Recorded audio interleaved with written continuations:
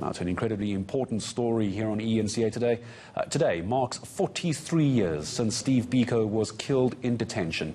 In commemoration, the 20th annual Steve Biko Memorial Lecture is going to be delivered by renowned US Reverend Al Sharpton. The legendary civil rights activist has been very vocal on the Black Lives Matter movement. He spoke to my colleague ENCA's Sally Burdett ahead of his speech this evening. People all over the diaspora has always had to face challenges, which is why this lecture is so timely to me and so important to me and an honor to me. Because I remember when I was in my early 20s and late teens, what the Black consciousness movement that Steve Biko helped to lead in South Africa and personified globally helped us tremendously in the States. One should never underestimate his impact, because until your consciousness is in line with where you ought to be in terms of your social and political and economic standing, has to be lined up. Until you know who you are, conscious of who you are, you will accept less from the oppressors. Once you free your mind, then you can free the rest of you. You know, the death of George Floyd gripped the world. You, of course, delivering his eulogy at his funeral. Steve Biko, a very different man. But are there parallels, in a way, in terms of what both men have come to represent? I think there are very much parallels. I think Steve Biko was killed because he was awakening a consciousness that was inside of people around the world, particularly African people.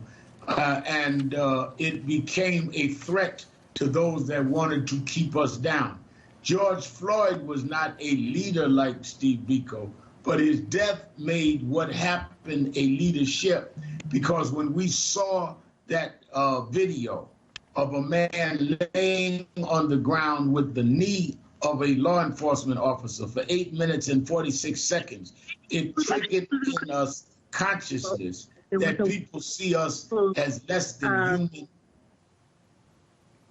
and that people saw us as something that they could treat any kind of way. So I think the response became worldwide because people began to connect the raw murder and exploitation of Floyd back to the consciousness that Biko represented, is that we should not be treated like that. We are better than that. We're above that. And I think that they represent a connection that we need to make worldwide. Such a sad reality, though, that in a way it also hammers home that black lives still do not matter as much as white lives. Are we ready for change? Is the world ready for this to crack open and finally change? Good question. And that's why Steve Biko is important, because it is not up to whether the world is ready, it's up to us whether we're ready.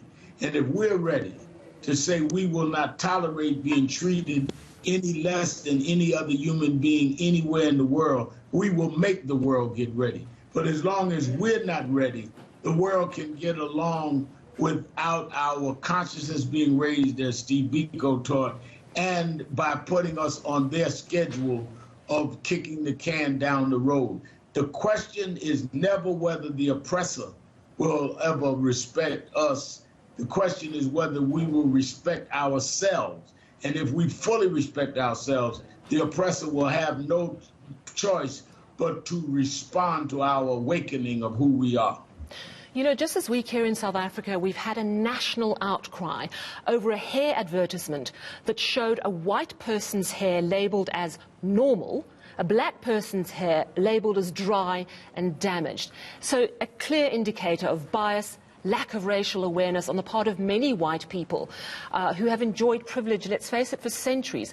How do we effect change and bring races together instead of polarizing? Because there are strong nationalistic movements that are trying to polarize people at this time, in your country and in many other countries.